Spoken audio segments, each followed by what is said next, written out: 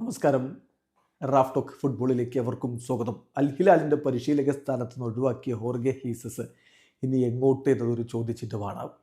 അദ്ദേഹത്തിൻ്റെ dream ജോബാണ് Brazil ടീമിൻ്റെ കോച്ചാവുക എന്നുള്ളത്. അതിലേക്കുള്ള സാധ്യതകൾ തെളിഞ്ഞു വരുന്നതുമുണ്ടായിരുന്നു. പക്ഷേ നെയ്മർ ജൂനിയറുമായിട്ടുള്ള അദ്ദേഹത്തിൻ്റെ റിലേഷൻഷിപ്പ് അത്ര നല്ലതല്ലാത്തത് തിരിച്ചടിയായി. നെയ്മർ തന്നെയാണ് അദ്ദേഹത്തിൻ്റെ ചീട്ട് കീറിയത് എന്ന റിപ്പോർട്ടുകൾ നേരത്തെ തന്നെ വന്നുകൊണ്ടിരുന്നു. ഇപ്പോൾ ഒന്നുകൂടി കൺഫേംഡ് ആവുന്നു. ബ്രസീലിയൻ മാധ്യമങ്ങൾ അക്കാര്യം റിപ്പോർട്ട് ചെയ്യുന്നു.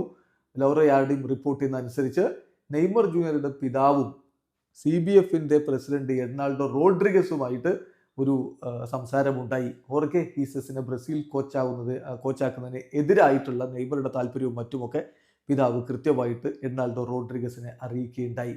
2 ആഴ്ച മുമ്പ് നെയ്മറുടെ ഫാദറും CBF പ്രസിഡന്റും തമ്മിൽ ഇതിൽ കുറച്ച് ഹീറ്റഡ് ആയിട്ടുള്ള എക്സ്ചേഞ്ചസ് പോലും നടന്നു എന്ന് ചിലർ റിപ്പോർട്ട് ചെയ്യുന്നുണ്ട്.